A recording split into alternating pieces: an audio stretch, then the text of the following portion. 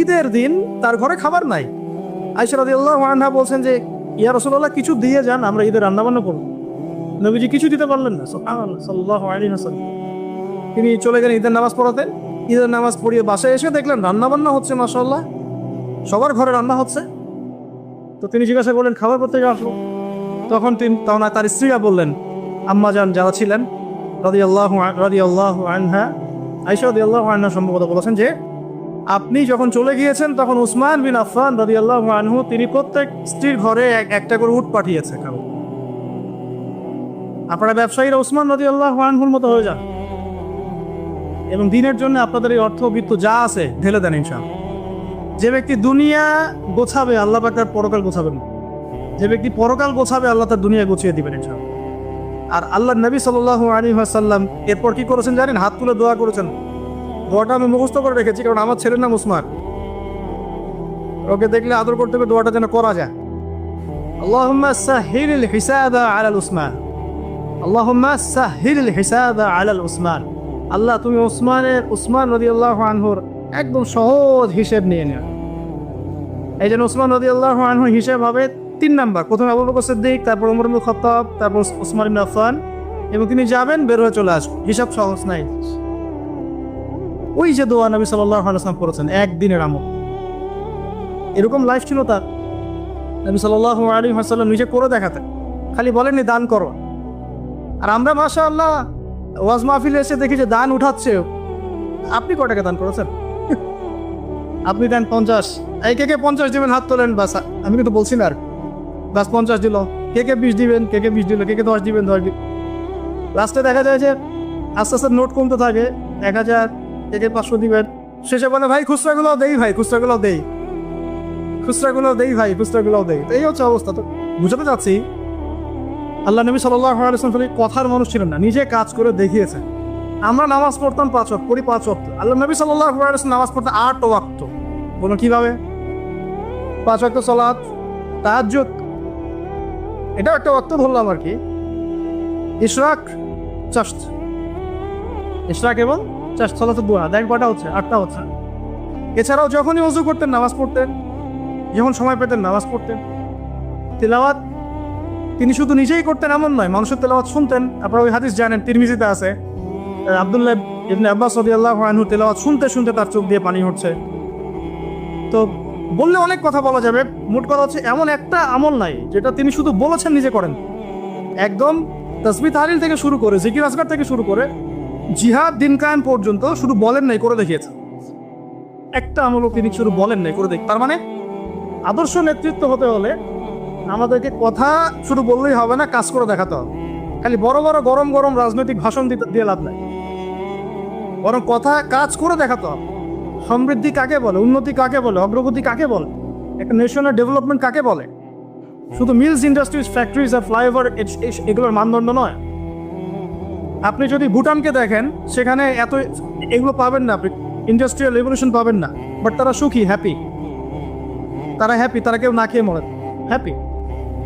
আমরা অনেক বড় বড় কথা বলি, অনেক কিছু বলি, আমি ওগুলো নিয়ে কনফ্লিক্টেও যেতে চাই না, তর্ক করতে যাচ্ছি না, কিন্তু আপনারাও জানেন ভালো করে কথা কাজে মিল নাই। এবং সত্যি কথা এটাই যে আমরা যা বলছি তা আসলে করছি, আমরা খেয়ানত করছি। আল্লাহর কাছে জবাব দিতে হবে, আল্লাহর কাছে জবাব দিতেই হবে। যেই হোক না কেন উপরে, যেই আসুক না কেন, তাকেই আল্লাহ পাক জিজ্ঞাসা করবেন, পুরো নেশনের হিসেব তাকে দিতে হবে। এটা খুব ডিফিকাল্ট। আবু যর রাদিয়াল্লাহু আনহুকে নবীজি বলতেন তুমি জীবনেও নেতৃত্ব চেয়ে নিও না, তোমাকে জোর করেও যদি দেওয়া হয়, তোমাকে এটা ছুরিবিহীন জবাই করে দেওয়া হয়েছে, তোমাকে ছুরিবিহীন জবাই করে দেওয়া হয়েছে। আমরা কত কত সমস্যা দেখবেন। এডুকেশন নিয়ে আপনাকে আল্লাহ পাক জিজ্ঞাসা করবেন, জাতিকে কি শিখিয়েছ? হ্যাঁ, ইসলামের খেদমত নিয়ে জিজ্ঞাসা করবেন, অর্থনীতি নিয়ে জিজ্ঞাসা করবেন, তোমার জাতিকে সুদমুক্ত করতে পেরেছিলে কিনা। আপনাকে আল্লাহ পাক জিজ্ঞাসা করুন প্রশাসনিক বিষয়গুলো নিয়ে, সততার সাথে প্রশাসন চালিয়েছ কিনা, না দুর্নীতি করেছ? কখনো ঘুষ খেয়েছিল কিনা? কখনো কি কলমের খোঁচায় কোনো মাজলুমকে শাস্তি দিয়েছ কিনা? কেউ জুলুম করে নাই, তাকে শাস্তি দিয়েছ কিনা? এক একটা হিসেব না দিয়ে কেউ পার পাবে না। বিশ্বাস করেন, আমি যে এই যে উসমান রাদিয়াল্লাহু আনহু হিসেবে কথাটা বললাম না, তার আগেও 2টা লাইন আছে হাদিসের মধ্যে। আবু বকর রাদিয়াল্লাহু আনহুকে আল্লাহ নবীজি বলবেন তুমি সামনে যাও, কারণ আল্লাহ নবী সাল্লাল্লাহু আলাইহি ওয়াসাল্লাম সিজদায় পড়ে থাকবেন, আল্লাহ পাক তাকে যে তাসবিহ শিক্ষা দিবেন ওই সময় তিনি সেটা পড়বেন। ওটা আগেও কাউকে শিক্ষা দেন নাই, পরে কাউকে শিক্ষা দেন। এরপর আল্লাহ পাক বলবেন যে তুমি মাথা ওঠাও, সাল তুতি, তুমি চাও তোমাকে দেওয়া হোক। নবীজি তখন চাইবেন ওই দোয়াটা যেটা তিনি দুনিয়াতে করেন নাই, আল্লাহ আমার উম্মাত, আল্লাহ আমার উম্মাত। হিসাব শুরু করো। হিসাব শুরু হওয়াটাই একটা চ্যালেঞ্জ, হিসাব শুরু না হওয়াটাই কিয়ামতের দিন আমাদের জন্য প্যানিক অবস্থা। হিসাব শুরু হওয়াটাই একটা বড় চ্যালেঞ্জ। ওইখানে কেউ হিসাব শুরু করাতে পারবে না। আদম আলাইহিস সালাম পারবেন না, নূহ আলাইহিস সালাম পারবেন না, ঈসা ইবনে মারইয়াম, মুসা আলাইহিস কেউ পারবেন না। পরে আমাদের নবী সাল্লাল্লাহু আলাইহি ওয়াসাল্লাম এভাবে আল্লাহকে রিকোয়েস্ট করবেন, আল্লাহ হিসাবটা অন্তত শুরু করুন, তোমার বান্দারা কষ্টে, আজকে কষ্টে জর্জরিত। আবু বকর রাদিয়াল্লাহু আনহুকে আল্লাহ নবী বলবেন সামনে যাও। তিনি যেতে যেতে কান্নাকাটি শুরু করে দেন, হাউ মাউ করে কান্নাকাটি শুরু করে দিন, ইয়া রাসূলুল্লাহ আমি তো অনেক পরে ইসলাম কবুল করেছি, সেই কত বছর বয়সে, আমি কিভাবে আগে হিসাব দিতে পারি? কারণ আল্লাহ রাব্বুল আলামিন তাকে রহমতের পর্দা দিয়ে ঢেকে নেবেন। এবং বলা হচ্ছে আমাদের মুমিনদের উপরে আমভাবে নূর এবং রহমত দেওয়া হবে, কিন্তু আবু বকর সিদ্দিক রাদিয়াল্লাহু আনহুকে খাসভাবে নূর আর রহমত দেওয়া হবে। কারণ আল্লাহ নবী সাল্লাল্লাহু আলাইহি ওয়াসাল্লামকে খাস সাহায্য করেছেন আবু বকর রাদিয়াল্লাহু। এবার উমর রাদিয়াল্লাহু আনহুর পালা আসবে, উমর ইবনে খাত্তাব একইভাবে কান্নাকাটি করবে এবং আল্লাহ রাব্বুল আলামিন তার নেকিগুলো দেখাবেন। নবী সাল্লাল্লাহু আলাইহি ওয়াসাল্লাম বলেছেন যে কেউ যদি আসমানের সমস্ত তারাকে একত্রিত করে, ওর মিসাল আর উমর ইবনে খাত্তাবের নেকির মিসাল হবে সব। এরপরে উসমান রাদিয়াল্লাহু আনহুর কথা তো বললামই। তারপর আলী ইবনে আবি তালেব, তার ব্যাপারে এসেছে সবচেয়ে তড়িৎ হিসাব পারা, সবচেয়ে ফাস্ট। আলী রাদিয়াল্লাহু আনহু একটা দোয়া করতেন, এই দোয়াটা আমরাও করি। তিনি দোয়া করতেন যে আল্লাহ আমি চাই না যে আমাকে শিশু বয়সেই, কিশোরে বা যৌবনকালেই কোনো একটা অঘটন হলো বা দিনের জন্য কোনো একভাবে আমার ইন্তেকাল হয়, এটা আমি পছন্দ করি না। এটা আলী রাদিয়াল্লাহু আনহু বলতেন। ধরুন আমি চাই দিনের জন্য আমি খেদমতের পর খেদমত করতে থাকি এবং কষ্টের পর কষ্ট সহ্য করতে থাকি এবং শেষে গিয়ে শাহাদাত লাভ করি। ঠিক আল্লাহ রাব্বুল আলামিন তাকে ওইভাবেই মৃত্যু দিয়েছে। এটা হচ্ছে আমার কাছে মনে হয় এটা সেই হাদিসের ব্যাখ্যা যে আল্লাহ পাক সম্পর্কে মানুষ যে ধারণা রাখবে আল্লাহ পাক তাকে সেটাই দিবে। আমরা দোয়া করি আল্লাহ পাক আমাদের সবাইকে যেন আর ইবাদত করতে করতে দাড়ি সাদা করার তৌফিক দান করেন এবং আল্লাহর রাস্তায় শাহাদাত দান করেন। তো এখন আসুন, সম্ভাবনা আছে তো? সম্ভাবনা আছে। আমরা ওয়ার্ল্ড অ্যাফেয়ার্স ঘাটাঘাটি করছি, সমকালীন বিশ্ব সম্পর্কে খোঁজখবর রাখছি। পরিস্থিতি কখন কোন দিকে কিভাবে মোড় নেবে কেউ জানেন। আজকে যা হয়েছে তা কি মানুষ জানতো, ভাবতে পেরেছিল এটা হতে পারে?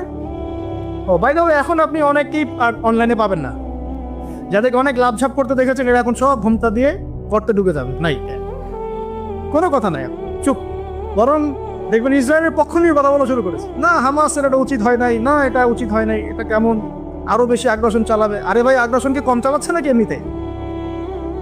আমাদের একজন উস্তাদ এক কথা বলেন যে যদি প্রতিহত করা হয় তাহলে যে বিজয় হবে এটা নিশ্চিত না, কিন্তু প্রতিহত না করা হলে যে পরাজয় হবে এটা নিশ্চিত। তারা যদি প্রতিহত করে এটা অপরাধ। বিগত 70 বছর থেকে যে তারা আমাদের মা বোনদেরকে মেরে ফেললো, বাচ্চাদেরকে বোম্বিং করলো, এটা কিছু না? তখন ওদেরকে পাওয়া যায়। এখন একটু খুশি প্রকাশ করা, অভিনন্দন জানানো বা আলহামদুলিল্লাহ পড়ার মতো ইমান দেখা যায় না। তো আহলুন নিফাক ওয়াল আহলুল ইমান পার্থক্য হয়ে যাচ্ছে। আপনারা বুঝে নেন, চিনে নেন, আপনারা বুঝে নেন। আল্লাহ পাক আমাদের সবাইকে ইমানদারদের কাতারভুক্ত করবে না। 3 নম্বর পয়েন্টটা খুব ইম্পর্টেন্ট এবং এটা খুব বড় আলোচনা ছিল, কিন্তু আমি সময় সংক্ষিপ্ততার কারণে শর্ট করলাম। আপনারা বুঝে নেন যে আল্লাহ নবী সাল্লাল্লাহু আলাইহি ওয়াসাল্লাম শুধুমাত্র এমন নবী ছিলেন না যিনি শুধু কথা বলে ক্ষান্ত হতেন, দাওয়াত দিয়ে ক্ষান্ত হতেন, বরং নিজে সব কিছুর উপর সর্বাগ্রে আমল করে দেন। 4, নবী সাল্লাল্লাহু আলাইহি ওয়াসাল্লাম তার অনুসারীদের কারো সাথে, ভালো করে শোনেন, আল্লাহ নবী সাল্লাল্লাহু আলাইহি ওয়াসাল্লাম তার অনুসারীদের কারো সাথে কখনো খারাপ ব্যবহার করতেন। মানে সূরা আল ইমরানের একটা আয়াত আছে, গাড়িতে আস্তে আস্তে ভাইয়ের সাথে আয়াতটা নিয়ে কথা হচ্ছিল, আপনারা পড়ে দেখবেন। সূরা আল ইমরানের একটা আয়াত আছে, ফাবিমা রাহমাতিন মিনাল্লাহি লিনতা লাহুম। এটা আল্লাহ পাকের রহমত যে তুমি তোমার অনুসারীদের সাহাবীদের প্রতি কোমল হয়েছো, দয়া হয়েছে। এমনিতেই তিনি রাহমাতাল লিল আলামিন, এমনিতেই তিনি সবার উপরে দয়া করেন। তার উপরে তার অনুসারী যখন, মানে সাহাবায়ে কেরাম, তার ফলোয়ার্স, তাদের প্রতি তিনি ছিলেন লিন চালাহুম, খুবই নরম কোমল। তুমি যদি তাদের প্রতি কঠোর হতে, মানে তুমি যদি অনুসারীদের প্রতি খুব কঠোর হতে, রূঢ় স্বভাবের হতে, তোমার কাছ থেকে তারা সরে চলে। একটু খেয়াল করে দেখেন, আমরা যারা ধর্মতাত্ত্বিক নেতৃত্ব দিচ্ছি বা অন্য জায়গায় দিচ্ছি, আমরা একটু কঠোরতা বেশি আরোপ করি না? কঠোরতা, বকাঝকা করা, গালিগালাজ করা, ইজ্জত হানি করা, যাকে তাকে ধুয়ে দেওয়া অনলাইনে একদম, হ্যাঁ, মানে যা তার বেইজ্জত করা, এটা আমরা বেশি করি। এই কারণে আপনার কাছে কেউ যাচ্ছে না, এই কারণেই আপনার কাছ পর্যন্ত কেউ যাবে না, বিকজ আপনার কাছে সে তো সেই ভালোবাসা পায় নাই। আবার আমরা এমন মানুষ পেয়েছি যারা এগুলোকে ভুলে গিয়ে সবাইকে বুকে টেনেও নিতে পারে, এমনও মানুষের উম্মতে আছে, আলহামদুলিল্লাহ। কিন্তু সফল নেতৃত্বের গুণাবলী হতে হলে এখানে আমাদেরকে লিনতে লাহুম এই স্বভাবটা থাকতে হবে, যে আমরা যেন অনুসারীদের প্রতি নরম হই। কারণ আমরা তো 1400 বছর পরের জেনারেশন, মানে আমাদের মধ্যে কেউই পিউরিফাইড না। আমাদের মধ্যে না সেই নববী যুগের কোনো নেতা আছে, আর না নববী যুগের কোনো অনুসারী আছে। তাহলে আমাদের ক্ষেত্রে কত সবরের দরকার সেটা আমাদেরকে মানতে হবে। তিনি ছিলেন নরম, কোমল, দয়ালু, এবং তিনি কাউকে কারোর সামনে বেইজ্জত করতেন না। শুধু একটা মিসাল দিচ্ছি আপনাকে। একজন ব্যক্তি এসে মসজিদ ঢুকে বেদুইন, সে তো জানে না, কালচার্ড না, সে আনকালচার্ড, কারণ সে তো মরুভূমি ওই দূর প্রান্ত থেকে আসছে, সেখানে সেভাবেই করে ইস্তেঞ্জা। সে মসজিদের কর্নারে ইস্তেঞ্জা করে দিছে। আমাদের এখানে কেউ যদি মসজিদ ইস্তেঞ্জা করে, আপনি কি করবেন? স্বাভাবিক এই কাজই করবো আমরা। সাহাবীরা কিন্তু তেড়ে গিয়েছিলেন। তখন আল্লাহ নবী সাল্লাল্লাহু আলাইহি ওয়াসাল্লাম কি বলছেন? তিনি বলছেন, হে আমার সাহাবীরা, পানি নিয়ে এসে এখানে পানি দিয়ে দাও। এই যে সাহাবীরা, হে আমার সাহাবীরা, পানি এনে পানি দিয়ে দাও, এই সাহাবীদের মধ্যে কিন্তু আবু বকর, ওমর, ওসমান, আলী তারাও ছিলেন রাদিয়াল্লাহু আনহুম আজমাইন। একজন সাহাবীর এক পাল্লায় রাখা হলে আর এখনকার বিশ্বের সমস্ত মানুষকে আরেক পাল্লায় রাখা হলে আমরা কিন্তু মিলাতে পারবো না। সেই সাহাবী থেকে নবীজি বললেন পানি এনে পানি দিয়ে। এটাকে বলে টিচার, আদর্শ টিচার। আদর্শ টিচার কেমন হয়? এরপরে সেই বেদুইন হাত তুলে দোয়া করছে। আল্লাহ তুমি আমাকে মাফ করো আর মুহাম্মদকে মাফ করে দাও, ব্যাস। আল্লাহ তুমি আমাকে মাফ করো, মুহাম্মদকে মাফ, আর কাউকে না। তখন নবী সাল্লাল্লাহু আলাইহি ওয়াসাল্লাম গিয়ে বললেন, তুমি দোয়া কেন সংক্ষিপ্ত করো, লাগে দোয়াকে প্রশস্ত করো। তারপর তিনি দোয়া করলেন, আল্লাহ আমাদের সবাইকে মাফ। মানে তার খারাপ লেগেছে, আমাকে এভাবে তেড়ে আসবে কেন? আর একদিন তিনি নামাজ পড়ছেন, পিছনে একজন সাহাবী নবী সাল্লাল্লাহু আলাইহি ওয়াসাল্লাম তিলাওয়াত করছেন, উনিও জোরে জোরে তিলাওয়াত করছেন। মানে আমরা পড়ি না আলহামদুলিল্লাহ রাব্বিল আলামিন, উনিও জোরে জোরে পড়া শুরু করেছেন। তো অনেকেই এটা দেখে খুব মানে বিব্রত, নামাজ শেষে তাকে ধরা হলে পড়তেছে না। তাহলে নবী সাল্লাল্লাহু আলাইহি ওয়াসাল্লাম গিয়ে শান্তভাবে বোঝালেন, দেখো নামাজটা হচ্ছে তাসবিহ, তাহলিল, তিলাওয়াত, রুকু, সিজদার সমন্বয়। এখানে আমরা জোরে জোরে কথা বলি না বা জোরে জোরে তিলাওয়াত করি। তখন তিনি বলেন, আমি আমার জীবনে এইরকম কোনো শিক্ষক দেখি না। নরম, কোমল। একজন ব্যক্তি আসছে, তাকে ঝাড়ফুঁক করবে, বললে অনেক সময় যাবে, কিতাবটা পড়েন। ঝাড়ফুঁক করবে মানে মানুষ বুঝিয়েছে যে নবী সাল্লাল্লাহু আলাইহি ওয়াসাল্লামকে জিন ধরেছে, নাউজুবিল্লাহ। তারা মনে করে আল্লাহ নবীর কাছে ওহী আসে না, তাকে জিন আসে, নাউজুবিল্লাহ। সে এসে ঝাড়ফুঁক করবে, তখন সামনে বসতে বলেছেন জিমাদ আল আজদি, তার নাম, অনেক দূর থেকে আসছেন তিনি। তখন নবী সাল্লাল্লাহু আলাইহি ওয়াসাল্লাম বলছেন, আচ্ছা বসুন, ঝাড়ফুঁক করতে আসছেন? হ্যাঁ। তো কথা শুরু করার আগে তিনি বলছেন, ইন্নাল হামদুলিল্লাহ নাহমাদুহু ওয়া নাস্তাঈনুহু মান ইয়াহদিহিল্লাহু ফালা মুদিল্লা লাহু ওয়া মান ইউদ্লিল ফালা হাদিয়া লাহু ওয়া আশহাদু আল্লা ইলাহা ইল্লাল্লাহ ওয়া আশহাদু আন্না মুহাম্মাদান আবদুহু ওয়া রাসূলুহু। এটা বললেন জিমাদ আল আজদি। তিনি বলছেন, কি বললেন আরেকবার বলেন দেখি। আরও একবার বললেন, কি বললেন আরেকবার বলেন দেখি। আর একবার বললেন। তখন জিমাদ আল আজদি বলছেন যে আল্লাহর কসম, আমি তো এসেছিলাম আপনাকে ঝাড়ফুঁক করার জন্যে, কসম আল্লাহর, আপনি যে কথাগুলো বললেন মনে হচ্ছে এগুলো সাগরের গভীর থেকে উঠে আসছে। কারণ আমি জীবনে অনেক মানুষকে ঝাড়ফুঁক করেছি, অনেক পাগল সারিয়েছি, এরকম কালাম জীবনে আমি শুনি। মানুষ এভাবে ইসলাম পেয়েছে তার কাছ থেকে, এভাবে। সুবহানাল্লাহ। মানে এগুলো বলে আসলে ব্যাখ্যাও আমি করতে পারছি না। খালিদ বিন ওয়ালিদ রাদিয়াল্লাহু আনহু নাম শুনেছেন? ইসলামের এগেইনস্টে তিনি যুদ্ধ করেছেন, উহুদের যুদ্ধ, ইসলামের এগেইনস্টে। এবং উমরা, যে হুদায়বিয়ার পরের যে উমরা, তার আগ পর্যন্ত তিনি কিন্তু ইসলাম কবুল করেন নাই।